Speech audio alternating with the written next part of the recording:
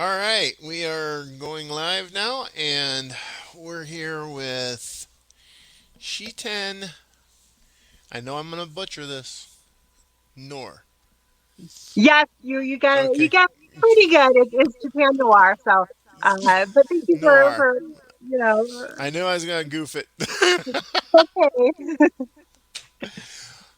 Shetan is a um, studier of the cryptids, which is like the lake monsters and the Bigfoots and dragons and stuff like that. And she has, as of late, been researching lizard people, correct? hmm Yes, Okay. But some people actually know them as reptilians or Dragonoids. or, yeah, But or yeah, dragoids. yeah. So, like I was telling you before, one of the first questions I ask is what got you interested in this particular field so that you have devoted a lot of your time to it? Well, I would say my first interest in it began when it was between 9 and 10, and like a lot of American families, my family like to go camping as our Okay. summer vacation. And we would do this quite often, but there's a campground here in Michigan called, I believe it was called Crystal Lake. Um, and at this campground, now you have to remember this is a 9-year-old child who has a younger brother, an older brother, and two parents. They had an alligator in a dog kennel living there. And so Okay. I never wanted to go fishing out in the boat because obviously alligators live there, thinking 9-year-old child. So they decided, the people who run the camp, that for family movie night that weekend, they were going to show the Patterson Gimlin film and the Legend of Boggy Creek. And so Cool. you have these adults sitting there watching it, and you have these children sitting there watching it. And I'm like, oh shit, these things are in the woods. um, I remember leaving the movie, the area, the pavilion that they were having the movies at, and going to use the restroom, and then not wanting to leave the restroom because obviously Bigfoot was out there and was going to grab anybody who walked through the campground. So these two older ladies were nice enough to escort me back to the camper, and of course, I can't remember if my brothers were there or my parents were there or what, but it was one of those things that there was some explaining going on, and it was just like, no, if alligators can live here, then Bigfoot can live here, and so that really, I think, started my interest into the cryptozoology and then the paranormal. I've had different things happen throughout my younger years that pretty much told me that there was something else besides the world that we see around us. Hey, Chris. Hi, Chris. So that's pretty cool. That's pretty cool. I can understand being, a younger young child and having stuff like that. I'm the youngest of seven, and my older siblings used to lock me in dark closets Oh my! and tell me that there was all kinds of stuff in there that was going to get me. So I can kind of relate. So, with your research that you've been doing for the last 6 months on these, what kind of interesting things did you find out? Well, a lot of people, the first report that they look at is the one in 1988 where Christopher Davis, the young teenage boy, was changing his car tire near Spit or Swamps, and he hears these footsteps running up behind him. And as he looks behind him, according to him, 25 yards away was this reptilian creature running towards him. So he was able to run around, get into the driver's side door of the car, lock the doors, and then the creature was upon his car and was yanking at the door handles and eventually got on top of the car. So he started driving away, and through some uh,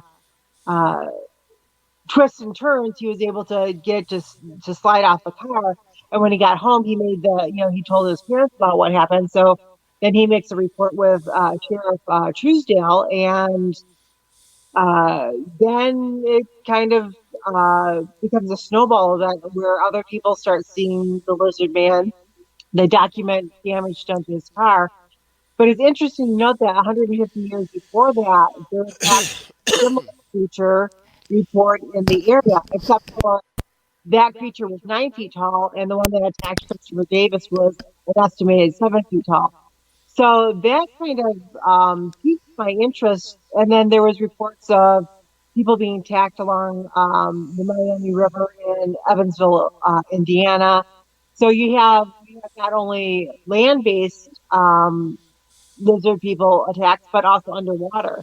So these, and then there's people who say that they've seen them in their houses or lurking along alley streets.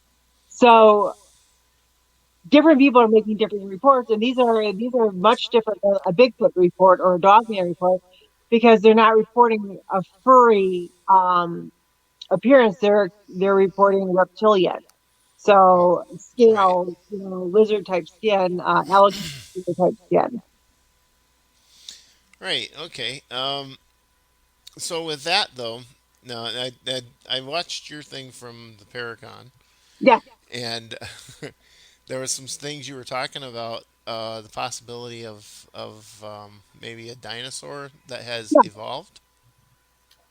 yeah. So You the wanna? the dinosaur species that we're focusing on with that aspect is one called the Troodont, which Okay. was similar in body style to like a raptor or Yeah, it a kind of looked like a raptor. medium-sized theropod.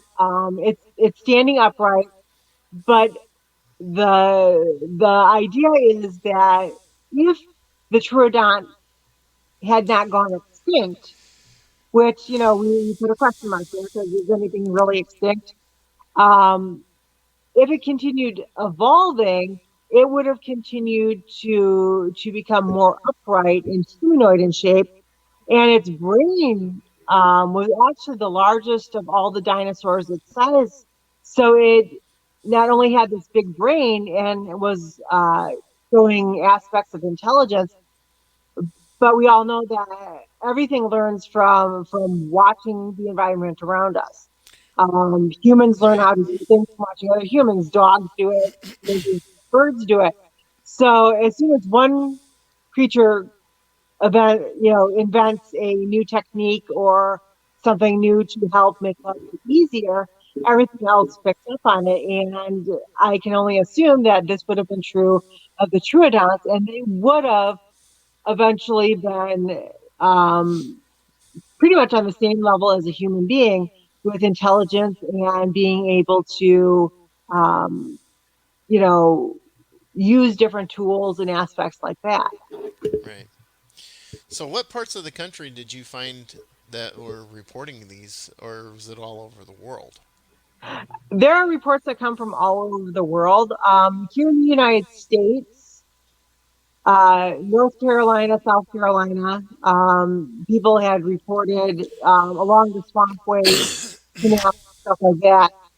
Anywhere that there was marshy, swampy areas, lizard type creatures.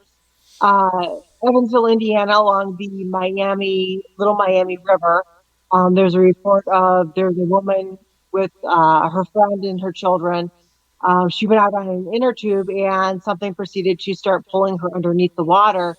And she could feel clawed hands pulling her under. And when she finally got out of the water, they noticed a hand type bruise around her leg, but the interesting thing was she had this blackish green residue on her leg that would not, they couldn't clean it off with any type of cleaner. So it stayed on her leg for up to a week. Um, Interesting. California, Arizona, the West Coast have different reports of different lizard people populations going back to Native American story legends that live in, all along the West Coast. Right. Right. Now you mentioned Arizona there, and then New Mexico's right next to Arizona. And then the Indian legends. They ever have anything talked about like creatures that lived in the earth that came up Yes, that looked like that? yes. So the Hopi Indian tribe actually had a storytelling legend. Now, you have to understand the Native American, until recently, nothing was written down. It was all a spoken tradition of history. So they had a story. The Hopi Indians had a story of these lizard people populations that lived along the West Coast, and they were known for collecting and hoarding gold, which of course piqued anybody's attention who is interested in gold and stuff like that.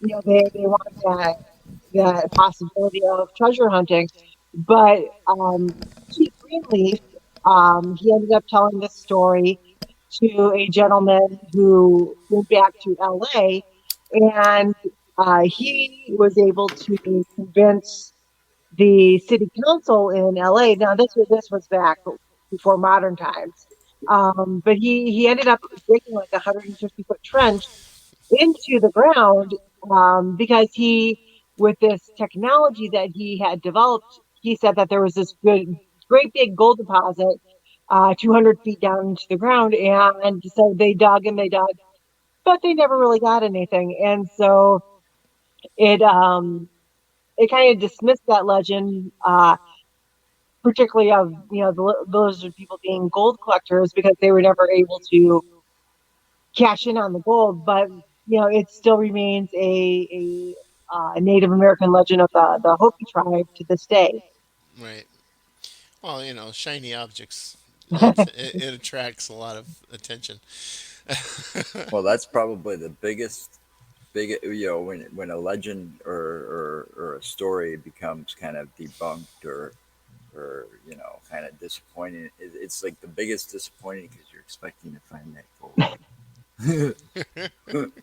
I Which I mean, mean, in California, Nevada, Arizona, they do have lots of different gold mines, silver mines, turquoise mines. and Uh, and legends of this guy hid their gold here, this guy hid their yep, gold here. Because of the old west. You had all the bank robberies and you know yep, guys finding a mysterious gold mine and they got the map for it and they're the only ones and yep. oh, now we're gonna go search for. I watch those shows. I'm a big fan of Josh Gates, Expedition Unknown, so I've Well, seen a lot of his gold Yeah, hunts out that's the whole that way. explanation behind the Superstition Mountains is, that there's tons of gold buried up there. You just have to find the entrance. the Hope that there's there's 10 other people waiting there for you. Yeah, there is one legend about the superstitious mountains that isn't um, well known, and that is that there's supposedly Aztecian gold in those mountains, and that the people that have actually went looking for it normally wind up being missing. Yeah, yeah, that brings that whole cursed locations and Hmm. stuff into play, and that's pretty much why the Superstition Mountains got that name. Was it had that reputation. If you went to go looking, you probably weren't going to come back.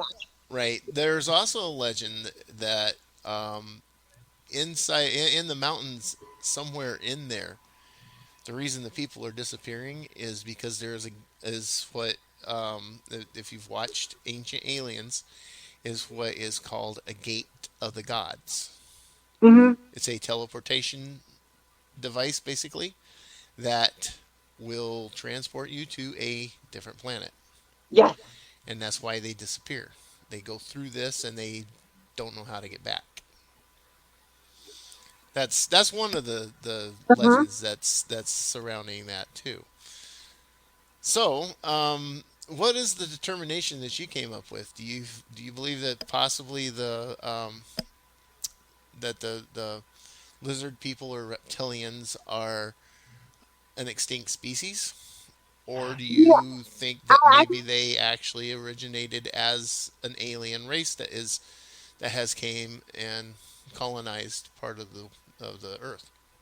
so I have my theories on it, and there's evidence on both sides, because if you look at the ancient alien aspect of it being one of the reptoids or draconians, there's evidence through ancient human civilizations that They were coming in contact with something that had it was humanoid and had lizard type features because they took the time to etch it into stone as this is what we saw. This was the god that we worshipped.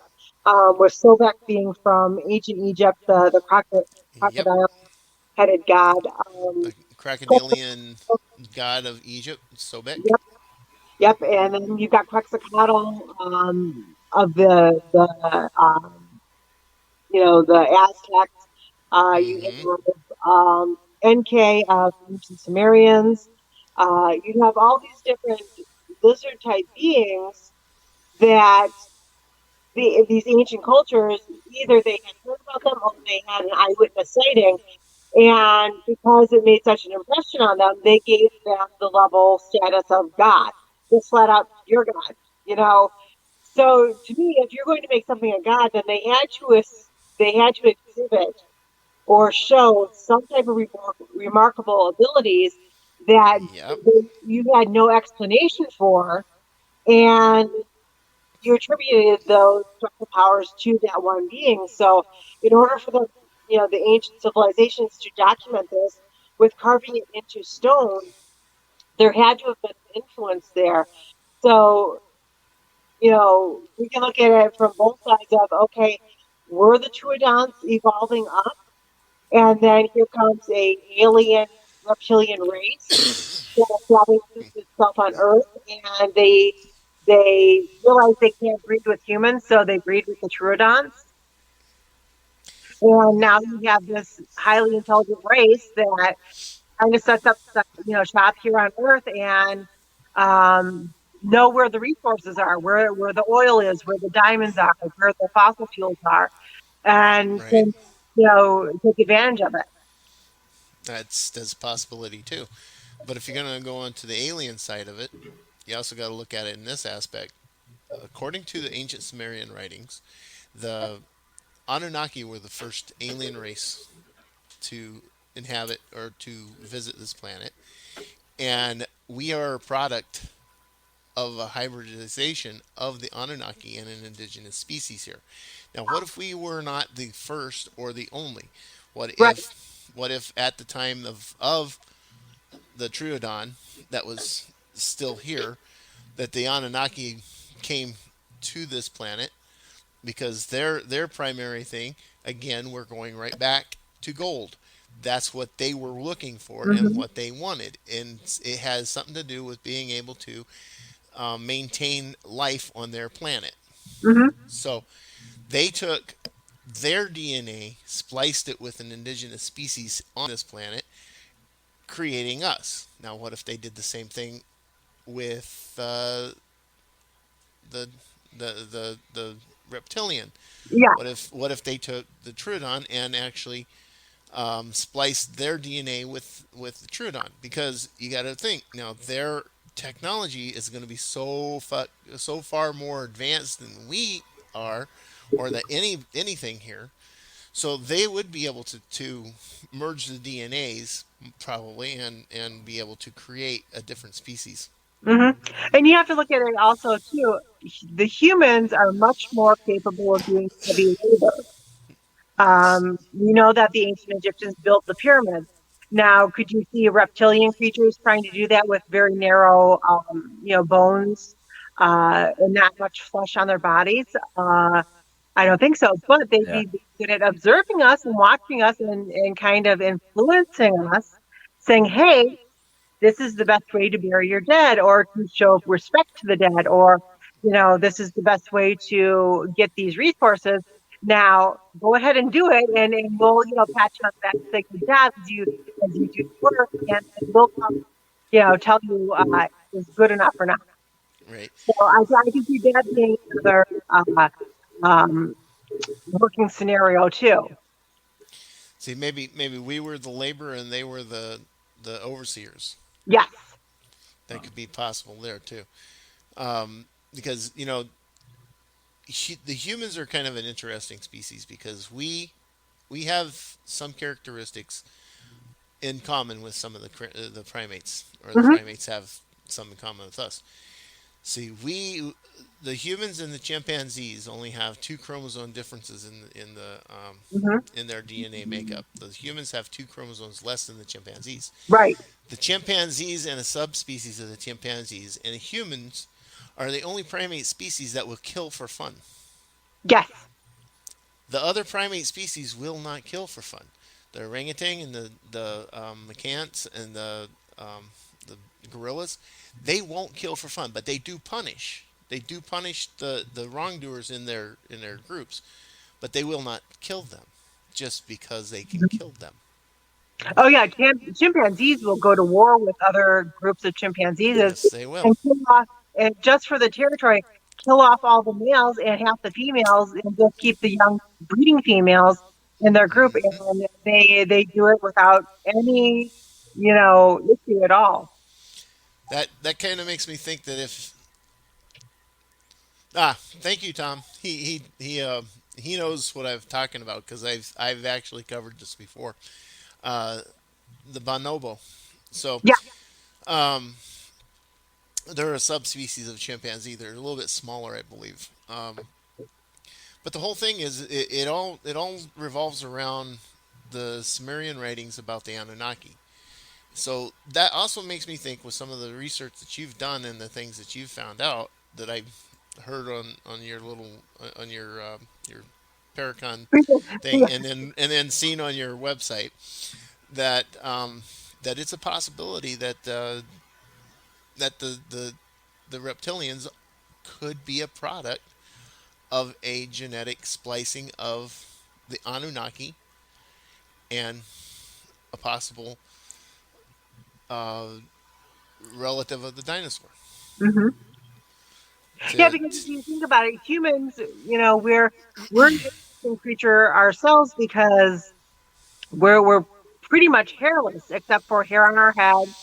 Well, we had a Um, tail once. yes, and yes, some human infants are still born with that primordial tail. It's removed, but some people are still born with it. Well, And that's why you got that tailbone back there, and it hurts when you hit it yeah, yes, it does. or land on it. and if you if you look at um, just human behavior, some of our actions are very territorial and very primeval, and Hmm. this this is a throwback to something before us of this because as human beings we should be able to communicate and discuss things, but at the drop of the hat we're arguing over That's black that's or white and oh gold. sorry. Yeah, that's why I feel that the men should be the ones that do all the work and take care of the family, and the women should be the ones that take care of the finances and take care of the communications and run things because they're the ones that have more of a thinking brain than the man because most men Their brains are in their for some pants. reason no for some reason we revert back to the primeval or primordial activities that are in our brains. I couldn't And resist. I understand, Joe. But I'm just saying, we as a species have a lot of learning to do. We honestly do. We do. So you're a jerk. Talking to him, by the way. All right, Joe. Anything that you got for her? No, I was just saying that the that alien theory can apply to a lot of different cryptids that because we've came up with that. Well, we've investigated, sort of done our research on some of that theory, and Mhm. I know you're familiar because you're from Michigan. You're familiar with the Michigan Dogman. We have the Oh Beast yeah. of Bray, and we have the Beast of Bray Road, which is supposed to be a pretty similar cryptid. Yeah. Okay, so we went down there to this farm that was in Linda Godfrey's book, and she wrote about the guy. We went down there, and we haven't really published any of our findings yet because we had planned on going back for an overnight, and that kind of got canceled. It put on the back burner for now. But the thing was, is like with Bigfoot, there's no. The only thing you find is like the cast, the prints. Yeah, You don't find any DNA, any scat, any hair, any fur that could be traced and proven to be Bigfoot or this beast of Bray Road. And it seems like because we got a lot more than we bargained for when we showed up and met this gentleman that owns the land. Um, that UFOs tend to appear shortly before and or after this creature tends to appear in the sky. Have you come yeah. across stories like that Oh, where the oh UFO will yeah. appear like before they see a Bigfoot or orbs in the sky or Oh something yeah. of that nature? The best case I think of that was it happened in a state park beach near Lake Erie, or actually on Lake Erie, and the group that it happened to, they parked on the sand, which was kind of dumb, but their car ended up getting stuck. So the the police were there, making sure that the park was clear. Said, okay, we're gonna circle the park, make sure everybody's out, and then we'll come back and help you. And the people said, okay.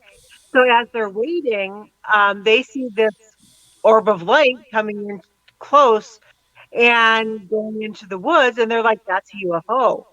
And so, of course, the guys go to investigate it, leaving the women and the kids there at the car. Well, while the men are gone, this creature comes up and is hitting on the car. And finally, they start blaring on the horn, trying to get people to come and help them. So the men come back and the police come back, and they're finding these triangular shaped footprints going back into the woods. So they get the car unstuck and it goes off on its way. And the next day, the people are immediately visited by the U.S. military and the men in black, so to say. And by the time they were like retelling their story, the evidence at the location has been totally removed. And so, it was a documented case of these people saw this UFO and they saw what they thought was a Bigfoot type creature.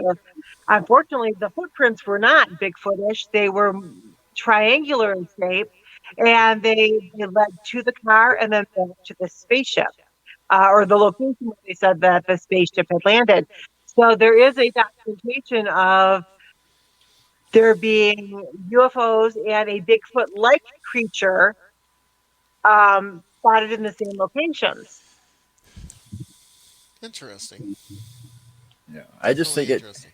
I just think because of all the theories that surround the cryptids, they fascinate me because you've got that, and then with Bigfoot you've got some of the Native American stories that go with Mhm. those, and they've got different theories on what Bigfoot is, you know, and I find that the most fascinating. You Is know what? there's A too theory, many theories and none of them can be proven one right? way or the other. And a theory that I've had for a long time is if alien races have been observing the human race for a while, they kind of know how we are as humans. But what is to stop them from communicating with other higher life forms like elephants, like whales, like Right. Bigfoot, Dogman, and the the replies that they're going to get from them on how are things going on planet Earth is going to be much different than what a human would give. Or the most intelligent species on this planet, who is actually more intelligent than us, the dolphin. Yes, yeah, dolphins. Believe it or not, the dolphin is way more intelligent than a human. Yes. And so if they're communicating with these other species that have a different point of view than what human beings do, then any alien race that's communicating with them is going to get a much different picture of how human beings are than what Hmm. a human being would probably say. Well, I have a theory about aliens. I think anytime they fly through our solar system, they roll their windows up and lock their fucking doors and say, we ain't gonna even go near those idiots. Yeah, I think they have some definite cloaking technology, and they No, they uncloak do. just to be, They do. they uncloak just to be like, haha, what are you gonna do? Face off? Um, I can see that too. Well, it's just, I mean, there's evidence out there claiming or showing that that aliens do exist. I mean, look at the technologies Well, that it we'd took be Yeah, to build some we'd of the be pretty ignorant and ancient. stupid to think that we're the only life form in this universe. Well, On oh that's yeah, this, that's that that that was other my saying, planets can't Joe. have some other life form. Yeah, that's kind of my saying. I tell people who try to tell me that aliens don't exist, I'm like, well, that's pretty damn naive of you because it takes a lot of naivety to believe that there is nothing out there that can be even smarter than us because we are actually one of the youngest um, planetary systems in There this you go. in Wait a minute. this galaxy of ours You got because if somebody you to look argue at with it. you now.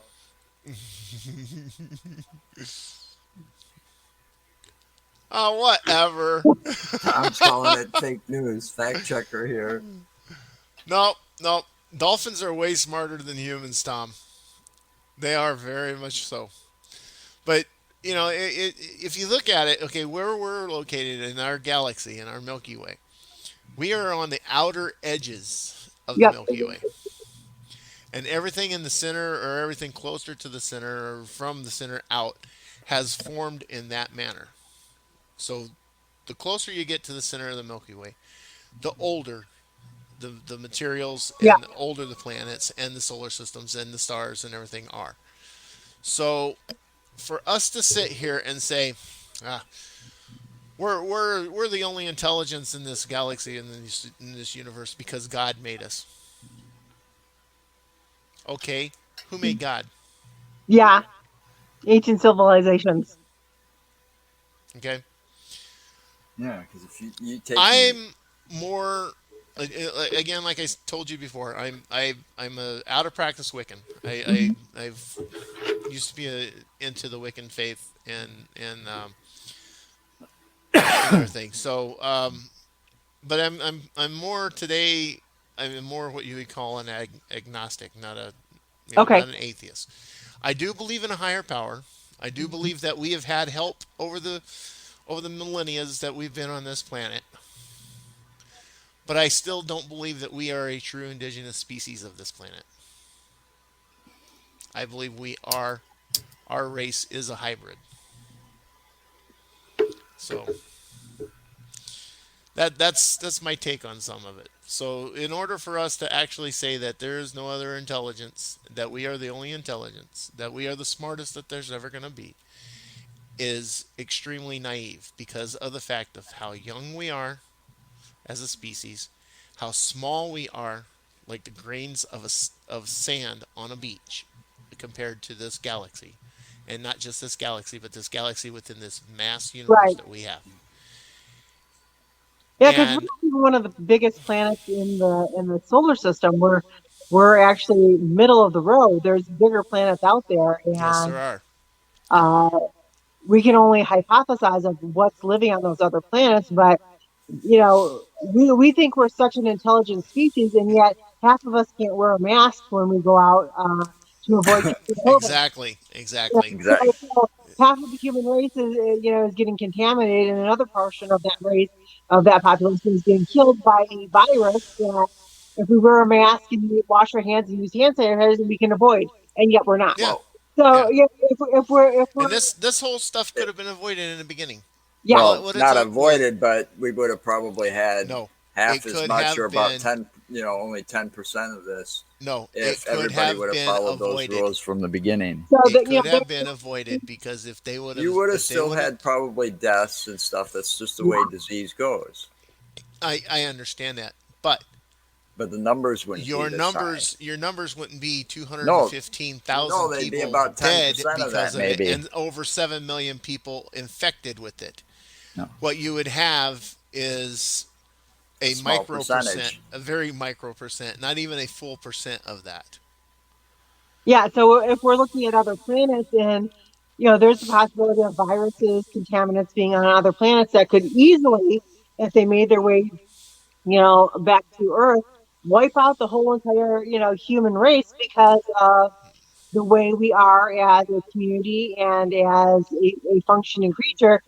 Hmm. We interact with each other all day long, and if if we were to be exposed to a alien virus, you know, I would think that it would be very rapid, exposure to Yep. I think most of them just look at us and say, "Hey, them ones, they just try to kill each other all the time. Why it. bother? That's We don't want them here. We yeah. don't want them That was near a good point. us. We're a peaceful race. I Well, there guess it are some makes. of them out there. I If know, you but I just try to no, think if that you listen to some of the theorists on it, there's about 9 different races of aliens that we know of, and there are part of them that are really good, nice race that wants to try and help us for help us Hmm. evolve in our developments. And then there's others that want to exploit us and take advantage of us Yeah. and use us for possibly food or whatever. cattle And yeah, for some of them we could be like cattle, and you never know. That might be, maybe some of the Bible is true. or Okay, slavery to dig maybe up some all of the their no. gold. Think about this. Think about this. Maybe some of the Bible is true, because in Revelations about the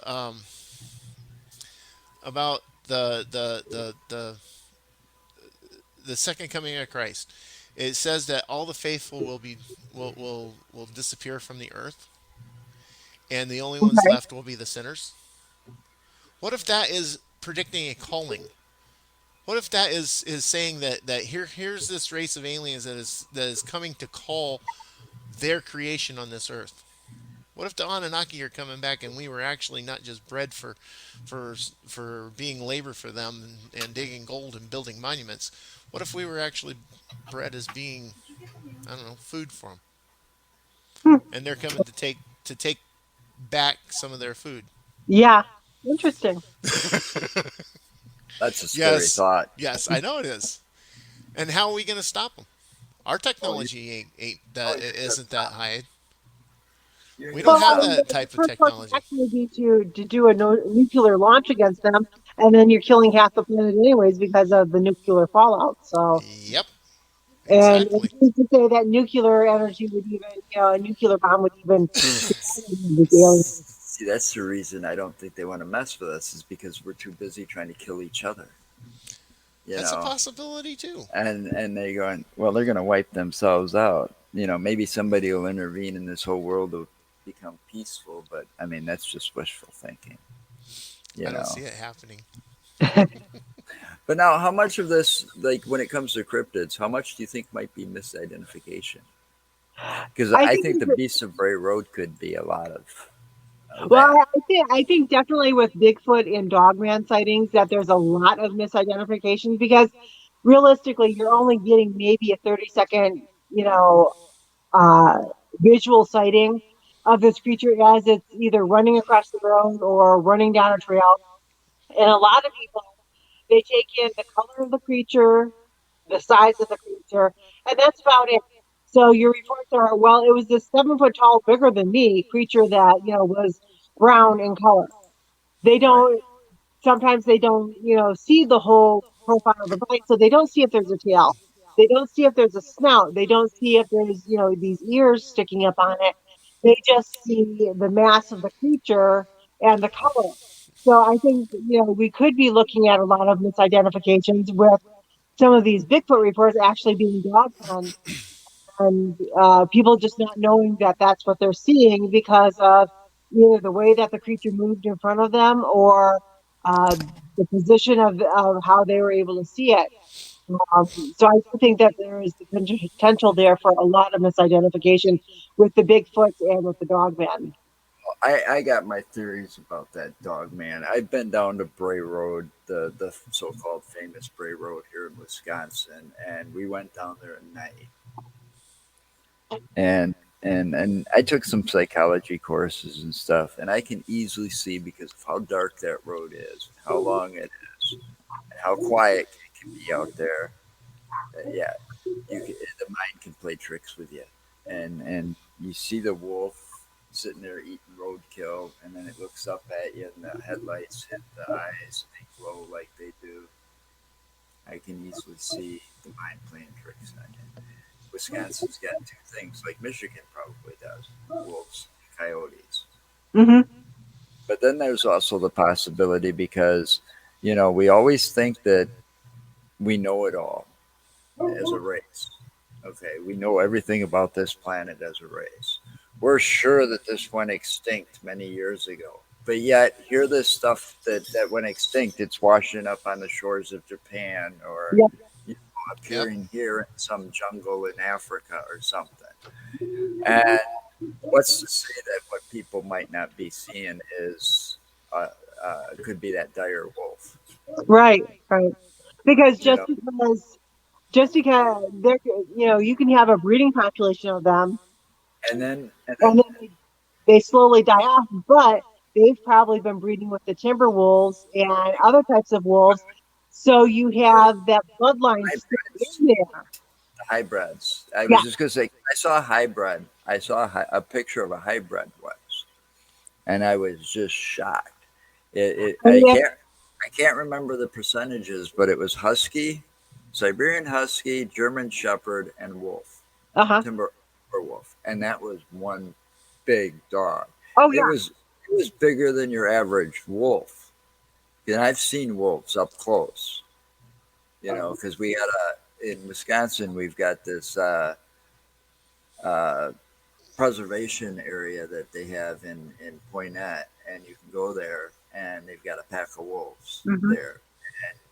And some of those wolves are hybrids, that people had as Hmm. pets. Everything in there lived in Wisconsin or was native to Wisconsin, Right.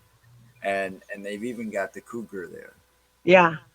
or mountain lion. It depends on, I guess, what part of country you're from, what you call it, but same Either cat. or it's the same damn cat. Yeah. And that's the thing when people talk about the panther, which doesn't exist. Okay, there's no such thing, right? It's either a jaguar. They say it's either a jaguar or a leopard with that melanoma disease. Okay, that causes it to be a black panther. What's to say that that can't happen to a cougar? Well, actually, I think it can because Chris Sakarak from Finding Bigfoot, I've interviewed him before, and he said one of the coolest sightings he had was they thought it was they were driving past a dog until they really looked, and it was actually a black cougar that they were driving past. And this Right. out in the farmlands of Illinois, and they were like, that shouldn't exist, but it does. And Yeah. then again, and Yeah, then again, and then again, when you get the crossbreeding involved, yes, okay, like here, look at your normal canines and your normal house cats. yep.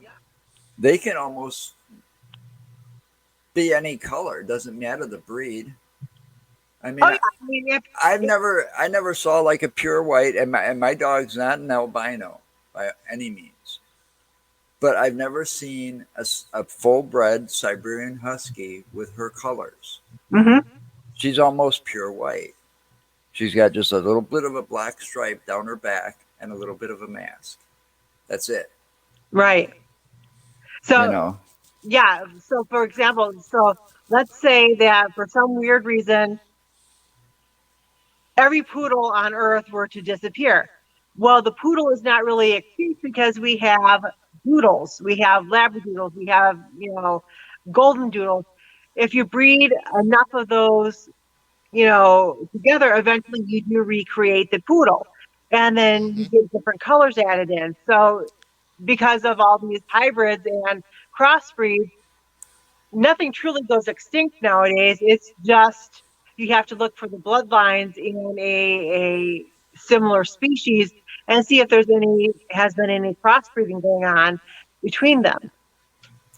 Yeah. And I'm pretty sure there's, you know, that could be a lot of, you know, causes for the dog man creature, you know, Mhm. in a way, because I've seen, you know, what some people think might have been a dire wolf videos, or they could have been hoaxes or fakes or whatever. But I've looked up this dire wolf. And that's one big dog, Yeah. you know. And if a basic canine can learn to walk on its legs, Right. and then it's not out of the question that a dog man could be both bipedal and quadruped. It could walk on its hind legs to reach higher things, but then for speed and escape, it can drop down onto all fours and Be very gone in that quickly get away like from that, you. you know. Now, in Africa, they have the jackal Yes. or the hyena. That is a canine species. And I have a friend that I was friends with for a while back, in a few years back, I didn't think you who's had from friends. who's from Africa. He told me some stories Oh, I about remember that dude. yeah, Mufasa. Yeah. Or yeah, Yeah, I remember you telling me about that dude. That he was like, had he was telling me stories about hyenas that would come into the villages. He said these damn things would literally stand on their hind legs in the shadows to ambush people. Hmm. Oh yeah. And it wasn't just, oh, get up on your hind legs and then ambush. It was they would literally stand on their hind legs in the shadows for hours, waiting for people to, or the person to come by so they can ambush them. Yeah, it's oh, kind of scary when uh you look at the intelligence of some species and their problem solving abilities Yep. and how they learn to like predict human behavior. Like you probably can't see him. He's in the tank behind me. I have what's called a tree lizard. And he has learned that if I lift up the top of his cage long, high enough, he can escape. So now I have to slide a piece of mesh in before I raise up the lid so I can drop in his crickets or whatever because he will try to escape. Now he has a totally different, processor than my leopard gecko, who's just as calm as ever and was like, "Hey, she's gonna feed me. Cool. I'm just Hmm. gonna get ready to grab him." And he has no claw. He doesn't want to escape. He doesn't see the need to. But the tree dragon is totally different. He's like, "Ha ha, ha, I'm gonna get out." All right, right. Now, see that right there. Now you're talking about the lizard species and stuff that we have on this planet too. Mhm. Um, the chameleon. Oh yes. Okay, the chameleon can change its colors. It can Hmm. change. It can change its patterns. It can actually, if I'm not mistaken, can have two, three, four different colors Hmm. on its body at one time.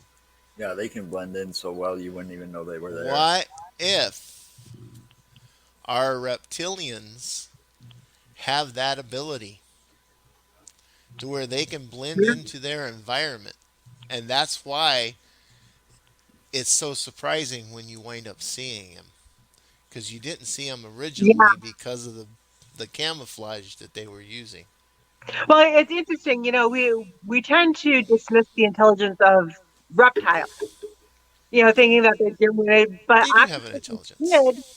octopus and squid who do coloration and we know they're hyper intelligent because they can figure out how to open up a bottle and get things out. They can escape any enclosure you put them in Hmm. through an opening the size of a quarter. As So long as their beak will fit. yes. So why do we attribute intelligence to one species that can do all that, with another species that is more deliberate in their thought patterns of okay, I'm going to watch what the human does and then make my behaviors from there, but can still change colors and stuff like that. Why do we dismiss the intelligence of that? So as humans, we have some evolving to do with how we discern intelligence and stuff like that with other species. Oh, definitely. Now, you brought up octopus. Yes. I seen an article the other day Uh oh. where scientists are actually saying that octopus may not be an indigenous species to the planet Earth. I've They heard they that too. may actually be alien. Yes, and it has to do with their blood because there's certain components of their blood that is totally alien to this world. So you have to wonder when one of these meteors crashed in the past, back in the dinosaur times, Yep, maybe it was curing some type of life form on it that once it got into our water system, helped it evolve into the copepods and into octopuses and squids. that Right. is a very good possibility. Or Yeah, not because it just would have been meteors, not just some meteors, micronism that was not microorganism. Yes. yeah, Yes, that was like carried on but the rock, and it could have just landed in the ocean, and they just hang on, developed from there. hang on, hang on. Here's something to think about. You know that our planet, when it was formed from molten rock. Hmm. Okay, where'd the water come from? The Where, atmosphere. where'd the water come from? I'm thinking atmosphere. No, the water came from comets. What are comets made out of? Oh, yes. Ice. Ice. Yeah. Exactly. What if, like you Something said, comes from the atmosphere. So what if that was what brought, you know, brought the octopus or the Yeah, copepods here? because if Maybe you they look, were frozen inside the ice of a comet that and they crashed on the survived Earth. it, and then they survived the travel that Depending on way. the size of the comet and the amount of meltage that came through the atmosphere, and actually early Earth didn't have a heavy atmosphere, so therefore it wouldn't cause the friction that it does today, so therefore it right, wouldn't melt as fast or Right. anything. So what are the odds there? That's probably I got mean, better that could odds. be it. Yeah. Yeah, that's probably got. you go from just having these trilobites and these sea scorpions to plesiosaurs and armor-plated fish and sharks. You have to wonder where Hmm. they all were introduced in the timeline. So something had to bring that DNA here to Earth and unleash it. Yeah. Well, see, that's the whole thing. I always had, I love science. I absolutely love science. I am awesome in math and science. Um, I've always had an interest in it, but I've always had a questioning mind on how can you say that every species on this planet, okay, Darwinian's theory of evolution, but every species on this planet developed from just one microbe Right. or one particular, species of microbe. It doesn't make sense to me. How is it that that would turn into, okay, your sea scorpions, and then those would split off and one develop into like a fish, or one develop into, the horseshoe crab, or something, Right. something like that. We had to have had some sort of event happen on this planet that actually placed that DNA here. And Hmm. that would be what I would consider would be the possible microbes or the possible building blocks for these particular life forms in the comets as they came through. That's a good point. Yep. So, yeah, sorry, we got off on different stuff. See, that's what happens with us. We'll start off on your main topic and then we'll go off on different directions. But that's So, also so much fun. I mean, it's always fun to, talk about this stuff. That's the thing. That's what happens when you're having fun. well, one of the things too, if you think about it, there are at least two moons that circle two different planets in our solar system that are actual. Finally, NASA got their heads out of their butts and actually said that they are possible candidates of holding an extraterrestrial life form. And one of them is Jupiter's moon Io, Hmm. or not Io, but Europa.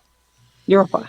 Europa is it's basically a water planet with an ice sheet around it. So, and I think Io was the other one, but that's Saturn's moon.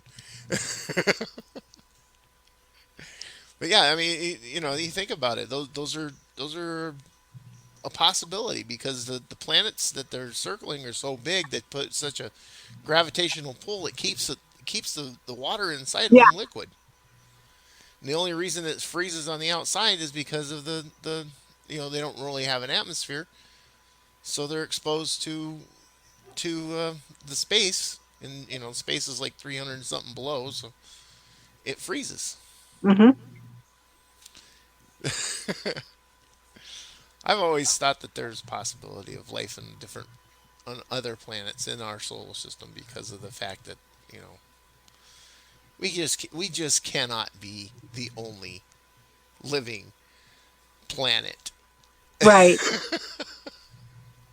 No, that just doesn't make sense. No, no, with as many planets as there are out there, and as many planetoids and moons and Doesn't add up. solar systems and stars. I mean, look at all the damn stars. Oh yeah. It just does not add up. So, is there anything else that you want to share with us? Well, I got one more question. Okay. Okay, then This throw it. this is to help promote her. You have books, right? Oh yes. Yeah. Can they be found on Amazon? Yes. All of Okay, my titles can be found on Amazon. You just look for my name, Shetan. that's And scrolling across the bottom right there. yep. And that, if you type that in on Amazon, you'll find all the books that I've written. For cryptozoology, I have three. The first one is Lake Monsters and Odd Creatures of the Great Lakes. Second Ooh. one is Mothman and Other Flying Creatures of the Midwest. And then the third is the beginning of my children's book series, which features my little 7 pound miniature pincher. She goes on monster hunting expeditions around our yard. And the first one is she's trying to catch Bigfoot because he crashes her tea party. And it's all live photography of her in these little costumes with a Bigfoot in the background, looking out through the trees and bushes and stuff like that. So yeah, she builds her little That's cute. to That's catch them, and that's pretty cute. So, is there anything else that you'd like to add? if you want to find out more, or you want to join some of my groups, I run the Great Lakes Center for Unexplained Events and Phenomenon. That's a Facebook group.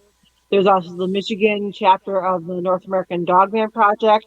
And my podcast is Into the Liminal Abyss Paranormal Podcast. You can find that on YouTube. I also have a page for it on Facebook. Yeah, be sure You to can find, subscribe to her on YouTube. yep, and Yes. you can find me on social media under Shetan Noir. Cool. Awesome. Awesome. Yeah, and that's another thing. I guess we're gonna have to have you back someday and talk about No those lake problem. monsters. No problem. Oh, I love talking about lake monsters. Yeah, supposedly there's a lake monster in Lake Mendota. Mendota. Yeah, Lake Actually, Mendota in Madison. there's a couple that I have reports of. Wisconsin has a lot of lake monster reports. Okay. Yeah, but I know what they are. There's one out Or there at in least I Pepper. have a theory of what they are. Well, we'll have to talk. Save that for next time. Okay. So, okay, we are out of here. Well, you can stick around too if you want. Stay safe, everyone. Till Yeah, stay next time. safe We'll and see you mask up, Friday man. night. Mask up. No guests yet, but we'll see you Friday night. Who knows what'll happen. Bye.